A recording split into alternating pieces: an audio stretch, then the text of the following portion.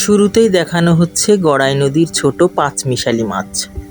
এর ভিতর থেকে ছোট ছোট বেলে মাছগুলো বেছে কুটে ধুয়ে পরিষ্কার করে নেওয়া হয়েছে।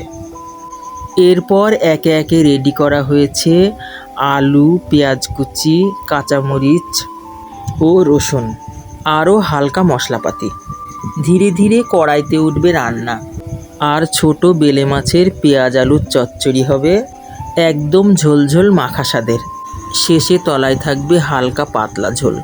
গরম ভাতের সঙ্গে খেতে একেবারে নদীর ঘ্রাণ মাখা পরিতৃপ্তি। এবার চলে গেলাম চুলার কাছে রান্নায়। কড়াইয়ে দেওয়া হলো সরিষার তেল ও লবণ দিয়ে তেলটাকে গরম করে চুলা নিভিয়ে দেওয়া হলো। রান্নার শুরুতেই কড়াইয়ে সরিষার তেল দিয়ে একটু গরম করে নিই। আমাদের আঞ্চলিক ভাষায় যেটাকে বলে তেল পুড়িয়ে নেওয়া।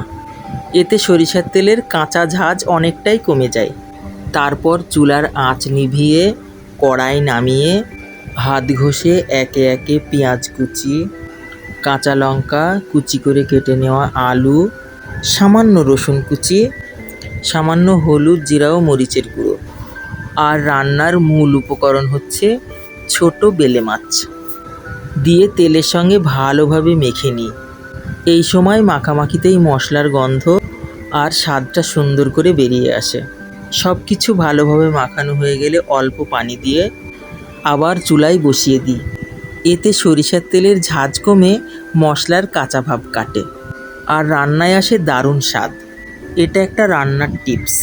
সরিষার তেল দিয়ে যে কোনো তরকারি রান্না করলে শুরুতে তেলটা একটু পুড়িয়ে নিলে স্বাদও বাড়ে, ঝাঁজও ঠিকঠাক থাকে। কথা বলতে বলতে ফুটে উঠল রান্না, আর দেখতে দেখতে বেলে মাছের চচ্চড়ি একেবারে শেষের দিকে। পেঁয়াজ, আলু আর মাছ মিশে এখন দারুণ ঝোলঝোল মাখা স্বাদ। রান্নাঘর ভরে গেছে নদীর মাছের ঘ্রাণে।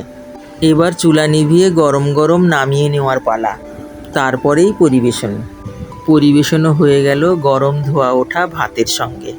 সঙ্গে আছে উস্তে ভাজা আর গড়াই নদীর ছোট বেলে মাছের ঝোলঝোল চচ্চড়ি।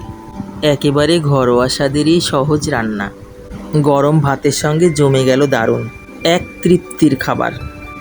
এ পর্যন্ত আজকের রান্নাঘরের আয়োজন।